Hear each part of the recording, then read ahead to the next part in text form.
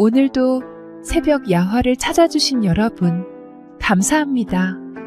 구독과 좋아요를 누르시고 행운을 받아가세요. 새벽 야화의 재밌는 이야기 시작합니다. 조선 말엽 황해도 평산의 마장산 기슭에 자리 잡은 어느 마을은 유난히 풍수지리가 좋은 곳이라 하여 오랜 세월 동안 여러 가문이 터를 잡고 살아가고 있었습니다. 그 중에서도 신시성을 가진 이들이 많아 마을 사람들은 이곳을 신시 마을이라 불렀고 그만큼 신시 가문은 마을의 중심을 이루며 대대로 번성해왔죠. 마을 한가운데 자리한 장손집은 신시 가문의 대들보라 할 만한 집안으로 대대로 부유한 농사를 지으며 권세를 떨쳤으며 한양에서조차 신시 가문을 모르는 사람이 없을 정도였다 합니다. 이 가문에서 태어난 막내 아들은 한창 혈기왕성한 나이 되어 이제 장가를 들어야 할 때가 되었고 이를 위해 온 집안이 분주하게 움직이기 시작했죠. 본래 막내 아들이라면 부모의 사랑을 독차지하고 자라다 보니 장손만큼은 아니라도 꽤나 애지중지 키워지는 것이 당연지사였고 신시 가문 또한 그를 귀히 여겨 좋은 배필을 찾아주고자 했었습니다. 하지만 그보다 더 중요한 것은 집이었습니다. 장손이 물려받을 큰 기와집이 따로 있었으므로 막내 아들이 살게 될 집은 새로 지어야 했죠. 이리하여 가문에서는 장정들을 불러들여 기와는 아니더라도 튼튼한 초가집을 지어주기로 하였고 어른들은 물론이고 친척들까지도 모두 나서 온 정성을 다하여 새 집을 짓기 시작하였습니다. 집터를 잡을 때부터 신중을 기하여 이곳이야말로 명당 중 명당이니라 하며 풍수를 보고 장작을 모으고 흙을 다지는 일부터 석가래를 올리는 일까지 모든 과정을 꼼꼼하게 챙겼습니다. 나무 한 그루, 기둥 하나에도 정성을 쏟았으니 그만큼 좋은 기운이 깃든 집이 될 것이라 믿어 의심치 않았죠. 그렇게 시간이 흐르고 마침내 막내 아들을 위한 집이 완성되었습니다. 초가집이라 하나방도 널찍하고 부엌도 커다랗게 만들었으며 사랑채까지 갖춘 그야말로 아늑하면서도 기품이 느껴지는 집이었죠. 새로 지어진 집을 바라보는 막내 아들의 부모는 흐뭇한 미소를 감추지 못했고 마을 사람들도 이만한 집이면 신혼살림으로는 더할 나위 없겠구먼. 하며 감탄했습니다. 집이 완성되었으니 이제 남은 것은 색시를 맞아들이는 일뿐이었습니다. 막내 아들은 새 집을 보고 들뜬 기분을 감추지 못하고 이리저리 둘러보며 감탄하기 바빴습니다. 내 평생 이렇게 좋은 집에 살아볼 줄이야. 아버님, 어머님, 이렇게 큰 집을 지어주시니 과분할 따름이옵니다.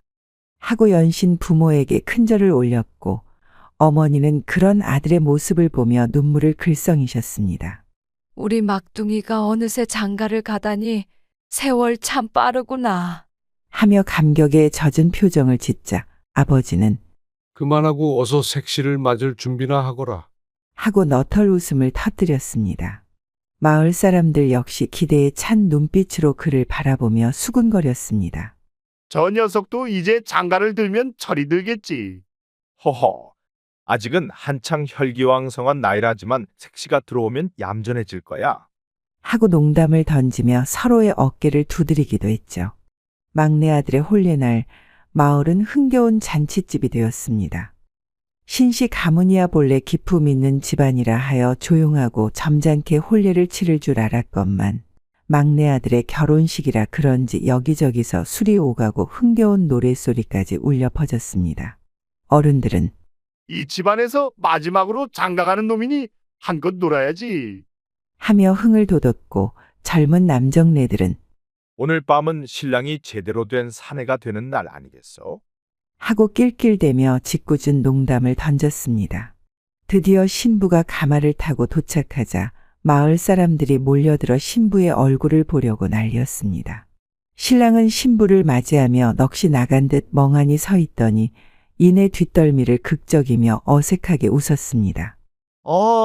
이거야. 세상에 이런 곱디고 온 여인이 또 있겠습니까? 하며 감탄했으나 마을 장정들은 첫날 밤엔 감탄만 해서는 안 되지 않소. 잘해야 하오, 잘해야. 하고 또다시 음흉한 미소를 지으며 어깨를 툭툭 쳤습니다.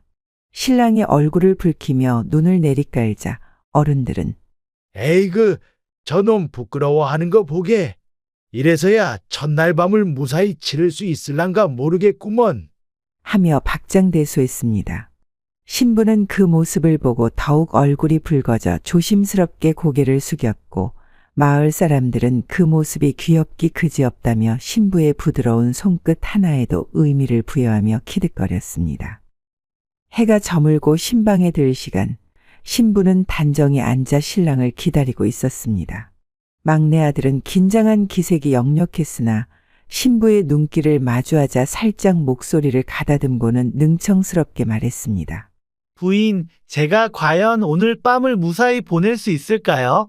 그러자 신부가 조용히 웃으며 신랑님께서 그리 겁이 많으시다면 제가 먼저 나서야겠지요? 하고 붉은 입술 사이로 한숨을 내뱉었는데 신랑은 그 모습에 화들짝 놀라며 손을 부들부들 떨었습니다.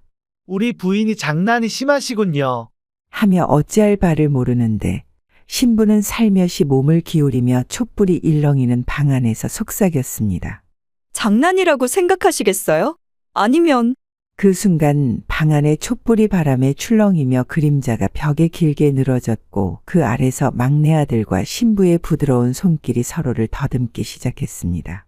그러나 어쩐지 신랑의 손길이 어설프고 긴장된 기색이 역력했으니 신부는 꾀꼬리 같은 목소리로 웃으며 어머나, 신랑님께서 겁쟁이셨군요? 하고 놀렸고 신랑은 괜히 목을 가다듬으며 원래 첫날 밤이란 게 쉽지 않은 법이요. 하고 변명을 늘어놓았습니다. 그러나 이튿날 아침 신부는 방 안에서 한껏 피곤한 얼굴로 앉아 있었습니다. 한편 신랑은 뭔가 몹시 뿌듯한 얼굴로 문을 열고 나오더니 마을 장정들에게 활짝 웃으며 말했습니다. 이제야 사내된 기분이로군. 그러자 장정들이 와르르 몰려와 우리 신랑님 밤일은 잘 치렀어. 색시가 도망가지 않았어. 하고 놀렸고 신랑은 의기양양하게 고개를 끄덕였습니다. 그러자 마을 어르신들이 껄껄 웃으며 이제야 진짜 어른이 되었구나. 하고 축하해 주었죠. 그토록 환희에 찬 신혼의 시간이 채 반년도 지나지 않아 신부가 시름시름 알아눕게 될 줄은 말입니다. 처음에는 마을 사람들도 색시가 집안일에 익숙지 않아서 그런 게야.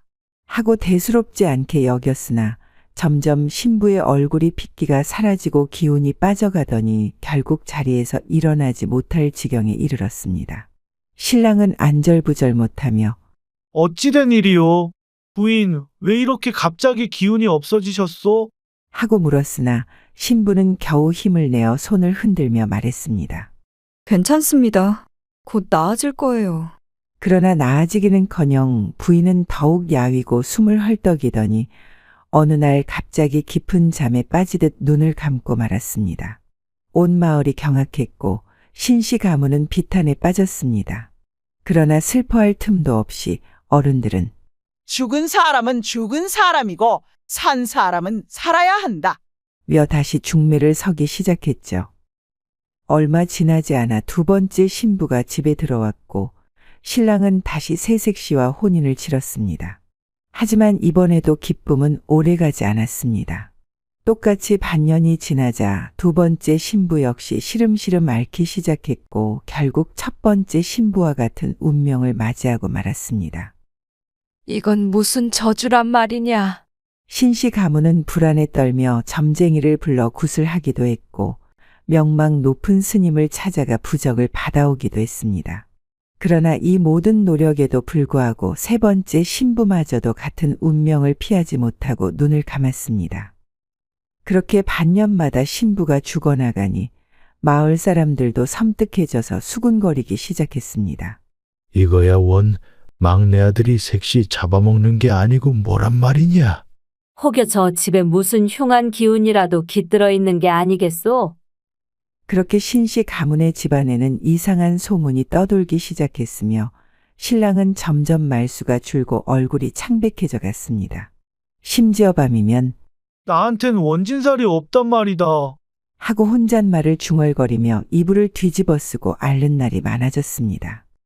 부모들은 그런 아들을 바라보며 통탄했습니다. 이 녀석은 홀로 살 팔자란 말인가? 그리고 마을 사람들은 신씨 가문의 대문 앞을 지나갈 때마다 조심스레 발걸음을 돌리며 어쩌다가 저런 재앙이 닥쳤을꼬. 하고 혀를 찼습니다. 그렇게 3명의 신부가 연달아 반년을 채 넘기지 못하고 황천길을 가고 나자 마을 전체가 뒤집어졌습니다. 처음 한 명이 쓰러졌을 때는 이런 가슴 아픈 일이 어디 있겠어. 하며 안타까워했으나 2번째, 3번째 신부까지 같은 운명을 맞이하니 더 이상 우연이라 치부할 수 없게 되었죠. 사람들은 삼삼오오 모여 입을 모았습니다. 이건 단순한 불운이 아닐세. 한두 번도 아니고 3번씩이나 같은 운명이 반복된단 말이오. 혹여 저 집에 무슨 악귀라도 깃든 것 아니겠소? 이야기가 퍼지자 점차 사람들의 수군거림은 더욱 심해졌고 급기야 마을 원로들이 모여 앉아 심각한 표정으로 중얼거렸습니다. 혹시 원진살 때문은 아닐까? 원진살이란 부부 사이에 깃들어 서로를 해치는 사악한 기운을 뜻하는 것으로 예로부터 부부 중 한 사람이 이 기운을 품고 있으면 다투지 않고도 한쪽이 병들어가는 일이 잦다고 전해졌습니다. 하지만 신씨 막내 아들은 성품이 너그럽고 신부들에게도 다정했으니 싸우거나 불화가 있었다고는 누구도 말할 수 없었죠. 원진살이 아니라면 무엇이란 말이오? 하면 신랑이 색시 복이 없는 팔자인 게야. 그럼 앞으로도 계속 새 색시를 들이다 죽일 속셈이란 말인가? 그 말에 마을 사람들은 서늘한 기운을 느꼈습니다. 3명의 신부가 같은 방식으로 죽어나갔으니 혹여 다음 색시를 맞이해도 같은 운명을 맞는다면 그야말로 저 집은 여인을 잡아먹는 집이 되어버릴 터였습니다. 그 무렵 신씨 막내 아들은 인사불성이 되어 있었습니다. 첫 번째 신부를 떠나보냈을 때만 해도 그는 슬픔을 가눌 수 없어 밤새 술을 마시며 오열했지만 2번째 신부가 떠날 때부터는 점점 감정을 잃어갔고 3번째 신부가 세상을 떠났을 때는 아무 말도 없이 멍한 얼굴로 벽만 바라보며 있었습니다. 우리 막내가 사람의 탈을 쓴 껍데기 마냥 변해버렸소. 부모는 그런 아들을 보며 가슴을 치고 통탄했지만 어찌할 방도가 없었습니다. 결국 신랑을 그대로 놔둘 수 없어 본가로 데려와 돌보기로 했습니다. 집에 돌아온 신랑은 넋이 나간 사람처럼 밥도 제대로 먹지 않고 밤이면 신음소리를 내며 뒤척였습니다. 가끔 눈을 감은 채 혼잣말을 하기도 했죠. 나한텐 원진살이 없단 말이다. 없단 말이다. 그 기이한 중얼거림을 듣고 있노라면 부모는 몸이 떨려오고 등골이 서늘해졌습니다. 도대체 이 집안에 무슨 일이 벌어지고 있는 것일까? 어째서 막내 아들이 사랑하는 사람들을 하나둘 떠나보내야 하는 운명에 놓인 것일까? 신씨 가문의 불길한 그림자는 점점 더 짙어져 갔고 마을 사람들 사이에서는 섬뜩한 이야기들이 돌기 시작했습니다. 혹시 저 집안 대대로 무슨 원한을 산 게 아닐까? 아니면 저 신랑이 전생에 무슨 죄를 지어서 이승에서 벌을 받는 건지도 몰라. 이제 저 집 대문을 지날 때도 조심해야겠소. 괜히 가까이 갔다가 우리까지 애군을 입는 거 아니겠소? 그렇게 신씨 가문은 마을에서 점점 멀어지고 있었습니다. 신씨 가문의 막내 아들이 깊은 절망 속에서 허우적거리고 있을 때 그의 부모는 다시 한번 아들의 장가를 보내야 한다는 생각을 떨칠 수 없었습니다. 아니, 애초에 신씨 가문의 자손을 잇는다는 것은 단순한 혼례 문제가 아니라 가문의 존망과도 직결된 중대한 사안이었으니 이대로 포기할 수 없는 일이었죠.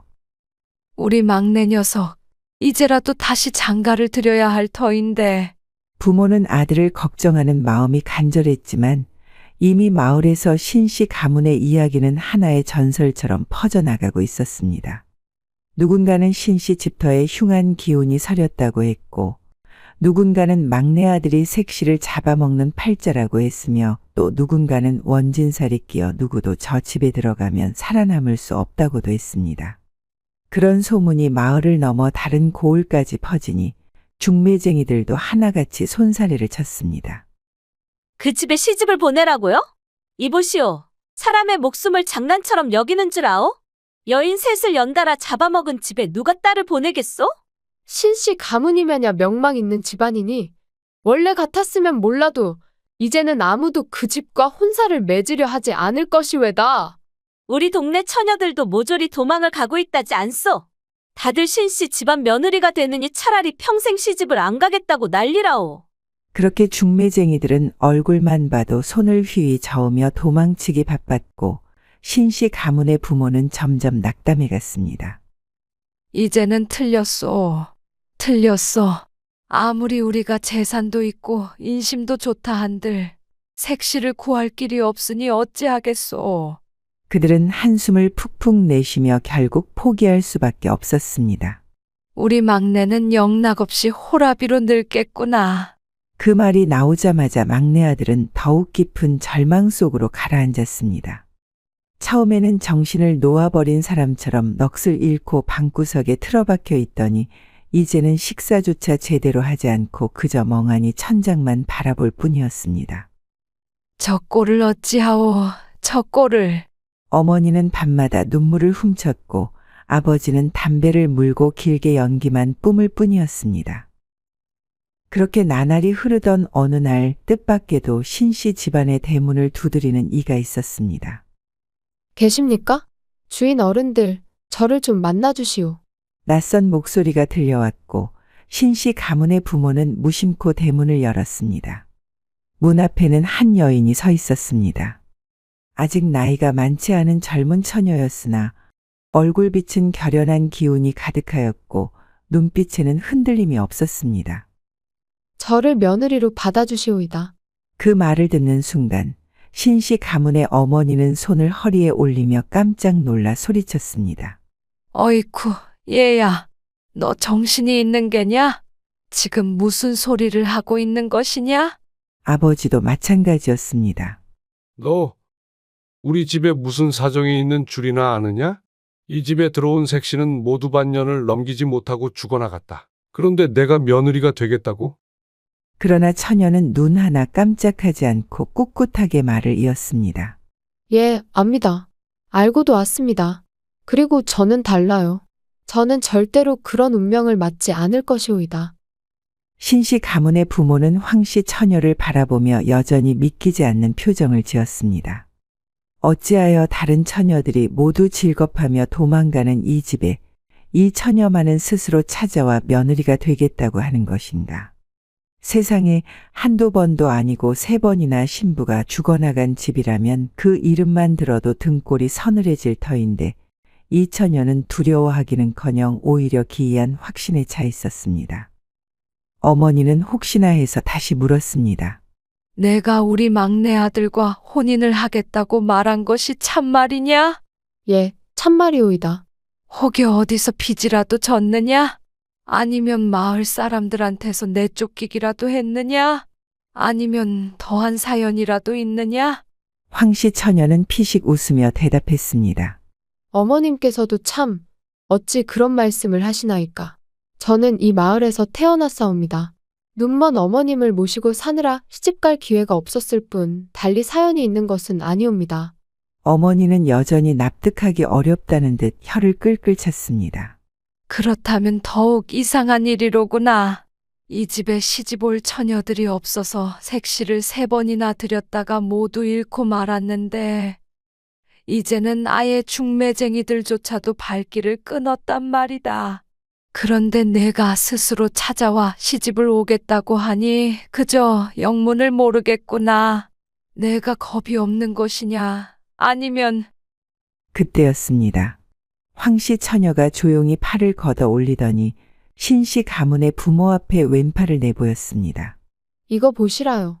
그녀의 팔뚝에는 작은 붉은 점 하나가 찍혀 있었습니다. 어머니가 눈을 크게 뜨고 놀란 표정으로 그것을 바라보았습니다. 앵열? 앵열, 꾀꼬리 피를 찍은 붉은 점.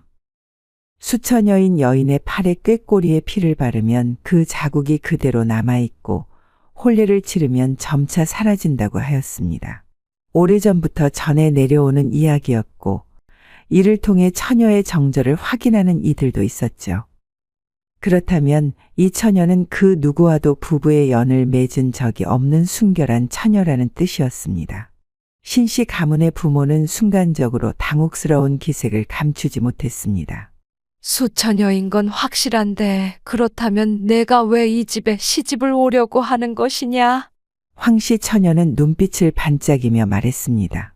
제가 어릴 적부터 오라버니를 보아왔소이다. 함께 자란 사이 아니오? 저는 원진살인이 귀신이니 하는 것들을 믿지 않사옵니다. 모두 터무니없는 소리라 생각하외다. 그녀의 목소리는 확고했습니다. 마치 오랫동안 깊이 생각해 온 결론을 이제야 입 밖에 내는 듯한 기백이 서려 있었습니다. 그렇다면 내가 이 집에 시집 오겠다는 이유가 그것 때문이란 말이냐? 예, 그렇사옵니다. 사람이 죽고 사는 것이 단순한 팔자의 장난이 아니고 단순한 운명도 아닐 것입니다.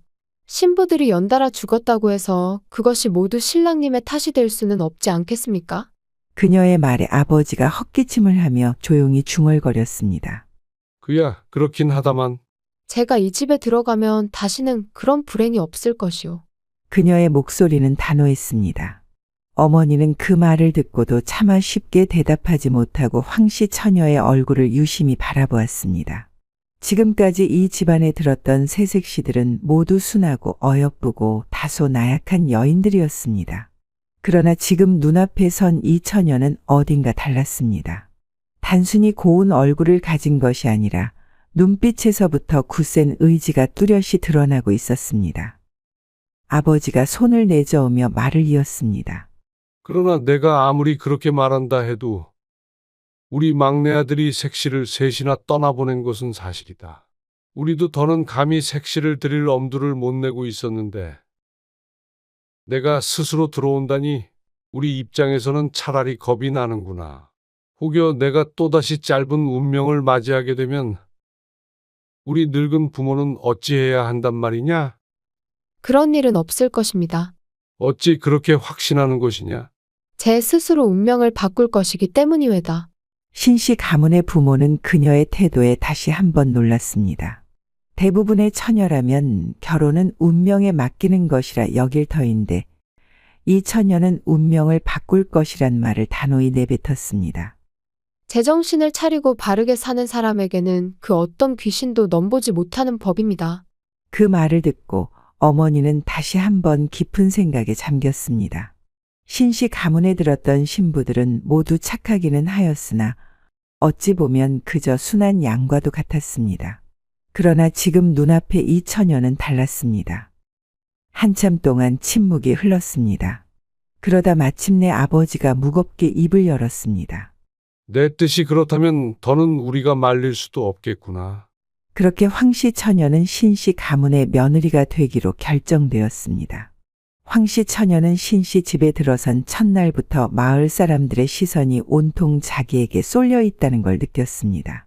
누구는 수군거렸고 누구는 한숨을 쉬었으며 누구는 이번에도 반년 안에 하고 불길한 예언을 남기기도 했습니다. 하지만 그녀는 동요하지 않았습니다. 오히려 그런 말들이 더더욱 마음을 다잡게 만들었죠. 그녀는 신랑과의 첫날 밤을 맞이하며 방안을 정리하고 먼지를 털면서도 계속 생각에 잠겼습니다. 왜 이 집에서 여인들만 죽어나간 것일까? 이 마을의 사람들은 원진살인이 애군이니 귀신의 장난이니 하며 신씨 막내 아들이 저주받았다고 말하지만 그녀는 그렇게 생각하지 않았습니다. 그럴 리가 없었습니다.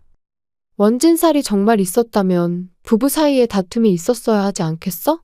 그러나 듣기로는 이 집을 거쳐간 3명의 신부들 모두 신랑과 다정했다 했습니다.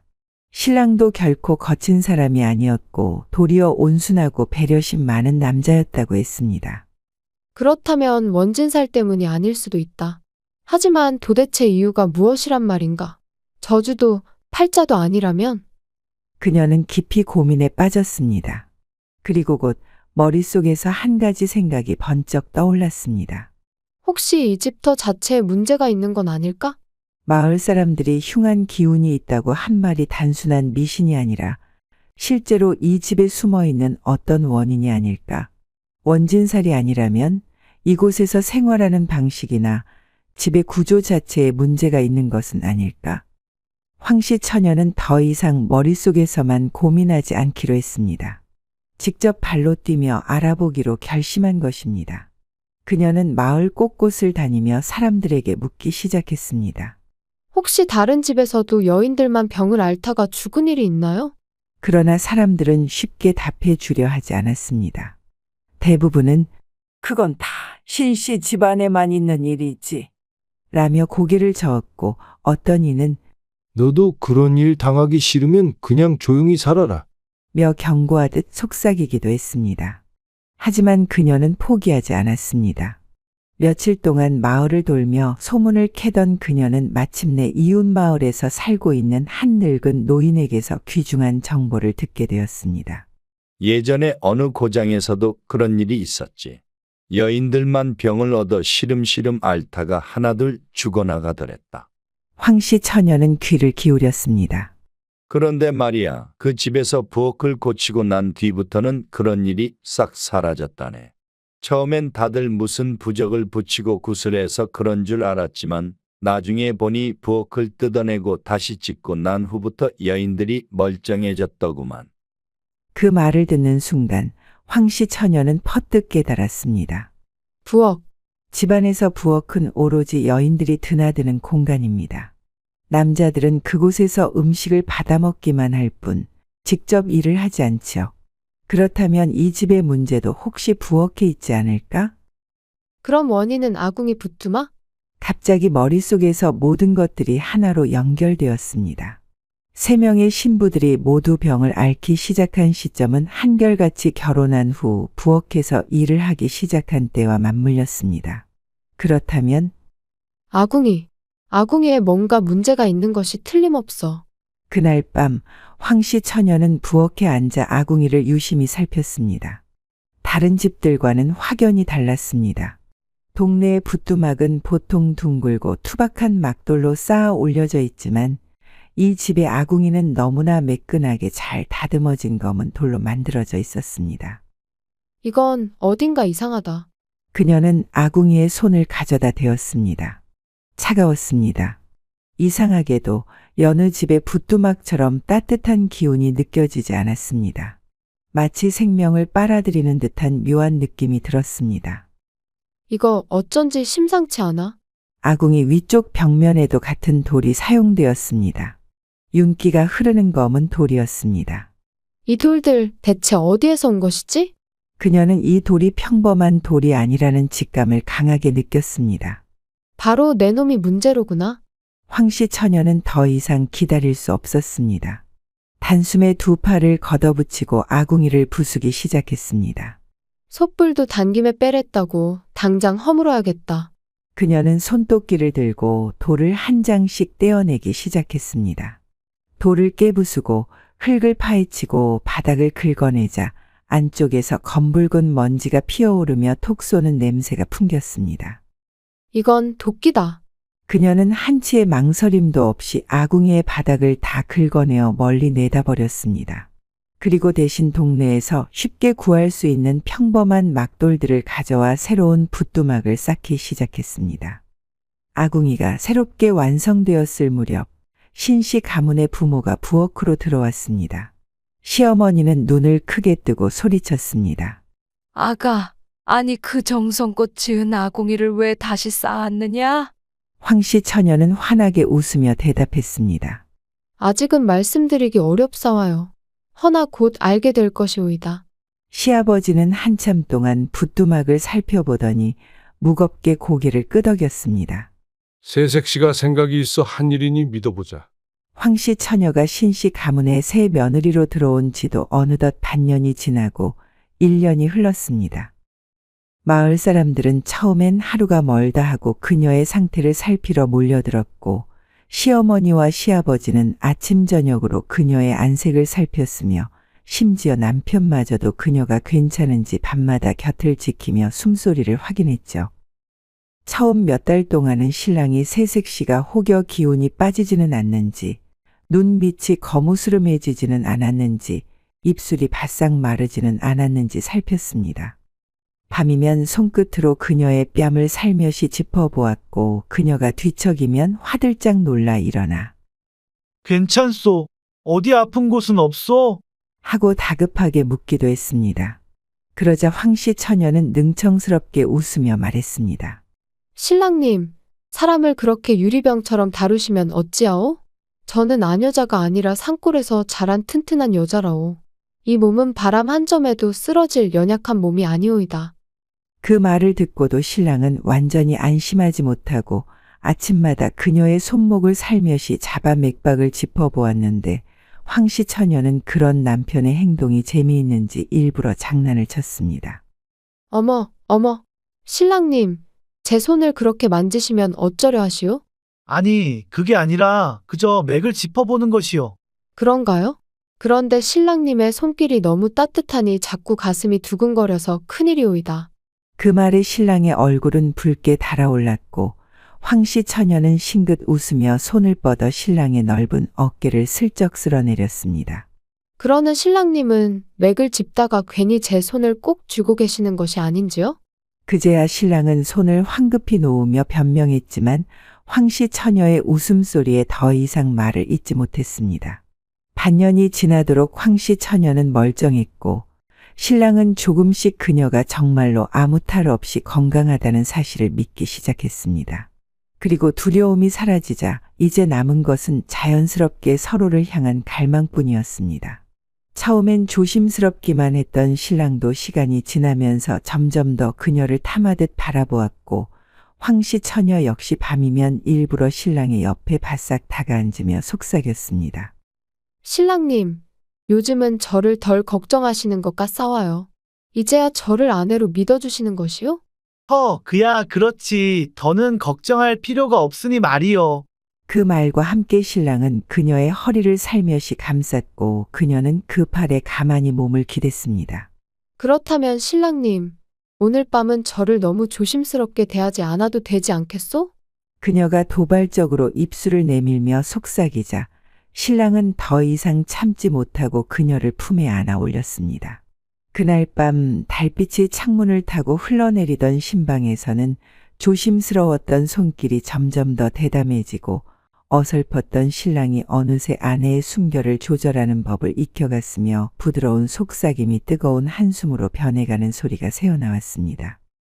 그리고 그 후로 신랑은 더 이상 혹시라도라는 걱정에 사로잡히지 않았습니다. 대신 더 오래 더 깊이 사랑하고 싶은 욕망만이 그를 사로잡기 시작했습니다. 어느새 1년이 지나고 황씨 처녀는 여전히 건강했습니다. 마을 사람들은 그녀가 죽지 않았다는 사실에 어리둥절해하며 수군거렸습니다. 어허, 이번엔 무사한가 보네? 설마 진짜로 아무 일도 없는 것이요? 아니, 그런데 말이야, 그것만이 아니라. 이제 마을 사람들은 더 큰 충격을 받을 일이 기다리고 있었습니다. 세상에 옥동자까지 나왔다고? 황씨 처녀가 건강한 사내 아이를 낳았다는 소식이 전해지자 마을은 그야말로 발칵 뒤집혔습니다. 그동안 신씨 집안의 모든 신부들이 반년도 채 되지 않아 죽어나갔는데 이번에는 무사할 뿐만 아니라 아들까지 낳다니. 이제 마을 사람들조차 원진살인이 저준이 하는 소리를 감히 꺼내지 못하게 되었습니다.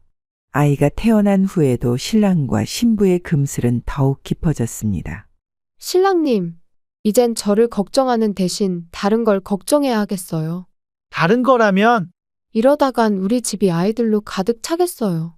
그 말에 신랑은 큰 소리로 웃었고 그녀를 품에 가득 안아 들었습니다. 아가야, 내 어미는 이렇게 야무지고 내 아비는 이렇게 힘이 넘치니 형제들이 많아질 수밖에 없겠구나. 그렇게 말하며 신랑은 장난스럽게 그녀의 목덜미에 입을 맞추었고 그녀는 한숨 섞인 웃음을 흘리며 그의 품에 기대었습니다.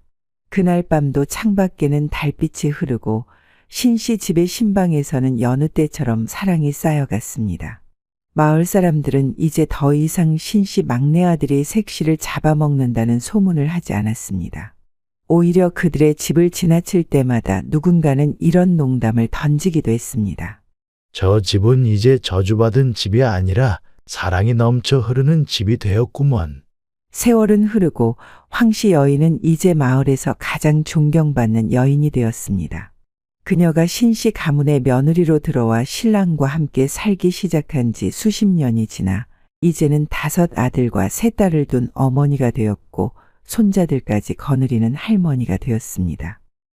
그러나 나이가 들었다고 해서 그녀가 나약해지기는커녕 여전히 부엌일도 척척 해내고 길쌈도 능숙하게 해내며 사람들에게 손수 지은 음식을 대접하는 정정한 모습이었습니다. 그녀가 신씨 집에 들어와 첫 아들을 낳았을 때 마을 사람들은 경이로움과 두려움이 뒤섞인 눈빛으로 바라보았죠. 설마 정말로 원진살이 없어진 것이란 말인가? 3명의 색시를 보냈던 저주받은 집에서 이렇게 건강한 아이가 태어나다니? 그러나 첫 아이가 태어난 뒤에도 아무 일도 일어나지 않자 사람들은 차츰 의구심을 접고 그녀를 기적의 여인이라 부르기 시작했습니다. 그리고 그녀가 둘째, 셋째, 넷째에 5째 아이까지 줄줄이 낳고 그 아이들마저 건강하게 자라는 걸 보며 그야말로 감탄을 금치 못했습니다. 신씨 집안이 대를 잇는 것이 문제가 아니라 이제는 후손들이 끊이지 않고 쏟아지는구먼. 원진살이니 애군이니 다 부질없는 소리였어. 아니지. 이건 황씨 여인이 워낙 강하고 지혜로워서 저주를 다 몰아낸 것이야. 그렇게 황씨 여인은 단순히 신씨 집안을 지킨 여인이 아니라 마을 사람들에게 있어서도 존경받는 존재가 되었습니다. 어려운 일이 생기면 마을 사람들은 너나 할 것 없이 그녀를 찾아왔습니다. 우리 집에 요새 밤마다 이상한 소리가 들리는데 혹시 귀신이 붙은 게 아닐까요? 황씨 아주머니, 제 아이가 밤마다 열이 나는데 무슨 방법이 없을까요? 할머니, 올해 농사가 예년 같지 않소. 혹시 무슨 애군이라도 있는 건 아닐까요? 그녀는 미신을 맹목적으로 믿지 않았으나 그렇다고 해서 사람들의 두려움을 가볍게 여기지도 않았습니다. 그녀는 늘 차분하게 사람들의 고민을 들어주고 현실적인 조언을 건넸습니다. 귀신이 아니라 쥐가 지붕에서 뛰어다니는 소리일지도 모릅니다. 밤에 조용할 때 가만히 귀를 기울여 보세요. 아이의 열은 밤에 더 심해지기 마련입니다. 우선 미음을 먹이고 나뭇잎을 데워 아이의 배를 따뜻하게 해주세요. 농사가 잘 안 되는 것은 토양이 변했기 때문일 수도 있어요. 올해 비가 많았으니 물길을 다시 살펴보는 게 좋겠습니다. 그녀의 조언은 미신보다 이치에 가까웠고 마을 사람들은 점점 그녀를 더 신뢰하게 되었습니다. 세월이 흘러 조선이 지나고 근대가 오고 현대가 되면서 사람들은 점점 과학이라는 것을 알게 되었습니다. 그리고 한 연구자가 오래전 신씨 가문에서 일어났던 기이한 사건을 조사하다가 황씨 여인이 허물어버린 그 검은 돌에 대해 관심을 갖게 되었습니다. 그 돌의 정체를 확인하기 위해 샘플을 채취해 분석한 결과 충격적인 사실이 밝혀졌습니다. 이건 독약 성분이다. 광석에서는 그 시절에는 알 수 없었던 독한 성분 나왔고 특히 불에 가열될 연기로 내뿜어져 몸이 서서히 피폐해지고 면역력이 약해져 결국 병을 앓다가 죽음에 이르는 무서운 독성을 가진 것이었습니다. 바로 그것이 신씨 집안의 부엌 아궁이에 사용된 돌이었고 그 돌에서 나온 성분이 부엌을 드나들던 여인들의 몸을 망가뜨렸던 것이었습니다. 그러나 아무도 그것을 몰랐습니다. 사람들은 단순히 저주라 여겼고 원진살이라 믿었으며 애군이라며 구슬했을 뿐이었습니다. 그러나 황씨 여인은 그 미신을 맹목적으로 받아들이지 않았고 오히려 집안 어딘가에 문제가 있을 것이라 직감하여 스스로 부엌을 다시 짓고 문제의 돌을 치워버린 것이었습니다. 과학이 밝혀낸 진실은 황씨 여인이 단순히 강하고 운이 좋은 여인이 아니라 지혜와 논리로 문제를 해결한 사람임을 증명해 주었습니다. 세상 사람들은 이제 그녀를 다르게 보았습니다. 그녀는 단순히 신씨 집안의 불운을 끝낸 여인이 아니었습니다. 그녀는 단순히 원진살을 쫓아낸 기적의 여인이 아니었습니다. 그녀는 사람들의 미신을 깨고 현실적인 지혜로 문제를 해결한 여인이었습니다. 황씨 여인은 죽을 때까지 정정하게 살아갔고 그녀가 떠난 후에도 마을에서는 그녀의 이야기가 전설처럼 전해졌습니다. 그녀가 한 마지막 말은 이랬습니다. 사람이 무엇을 믿고 무엇을 의심할지 아는 것이야말로 진짜 지혜로울 것이오. 그녀의 말처럼 진정한 지혜는 두려움을 맹목적으로 따르는 것이 아니라 스스로 답을 찾고 문제를 해결하는 것임을 사람들은 그녀를 통해 배웠던 것이었습니다. 즐거우셨다면 구독과 좋아요, 댓글 부탁드립니다. 다른 재밌는 이야기로 다시 돌아오겠습니다. 새벽 야화였습니다.